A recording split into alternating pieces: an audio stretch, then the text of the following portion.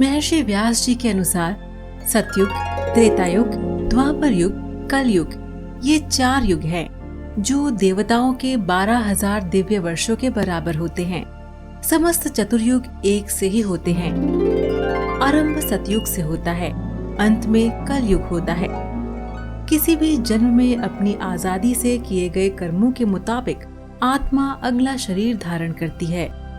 हिंदू धर्म के सर्वोच्च ग्रंथ हैं सतयुग, त्रेतायुग, द्वापर युग, कलयुग।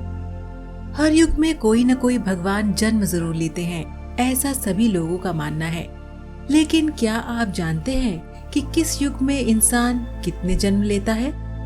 आइए जाने चारों युगों के बारे में कुछ ऐसी बातें जो आपने कभी सुनी नहीं होंगी। सतयुग। सतयुग में धरती पर आत्माओं का वास हुआ करता था। जैसे हर शरीर का अंत होता है, ठीक वैसे ही एक समय आत्मा का अंत भी हो जाता है।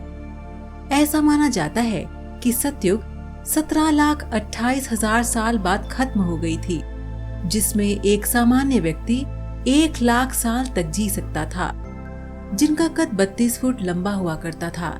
इस युग में इंसान अपनी इच्छा अनुसार मर सकता था। त्रेतायुग। त्रेतायुग 12,96,100 वर्षों का था, जिसमें एक सामान्य इंसान 10,000 साल तक जी सकता था। द्वापर युग। ये युग 8,64,000 वर्षों का था, जिसमें व्यक्ति 1,000 साल तक जी सकता था। फिर जैसे जैसे धरती पर पाप बढ़ने लगा, वैसे वैसे इंसान की जीने की उम्र और उसकी इच्छा की पूर्ति कम होने लगी। कलयुग।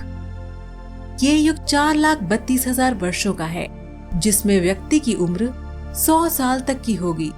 ऐसा माना जाता है कि कलयुग में एक आत्मा का जन्म 45 बार होता है। इस युग में इंसान पर्यावरण को तहस नहस कर देगा और इस युग में इंसान की इच्छा पूर्ति कम हो जाएगी और वे पाप का भागीदार बन जाएगा। कलयुग के अंतिम काल में भगवान विष्णु का कल्कि अवतार होगा। ये अवतार विष्णु यश नामक ब्राह्मण के घर जन्म लेगा। भगवान कल्कि बहुत ऊंचे घोड़े पर चढ़कर अपनी विशाल तलवार से सभी अधमरियों का नाश करेंगे। भगवान कल्कि केवल 3 दिनों में पृथ्वी से समस्त अधर्मियों का नाश कर देंगे। माना जाता है कि कलयुग के अंतिम समय में बहुत मोटी धारा से लगातार वर्षा होगी, जिससे चारों ओर पानी ही पानी हो जाएगा।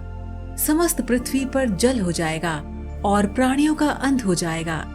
इसके बाद एक साथ 12 सूर्य उदय होंगे और उनके तेज से पृथ्वी सूख जाएगी। तो दर्शकों, आज का सवाल आपके लिए ये है कि क्या आप बता सकते हैं कि कितने जन्मों के बाद मनुष्य योनि में जन्म मिलता है? और जाने से पहले आज की इस वीडियो को लाइक और शेयर करना ना भूलें। धन्यवाद।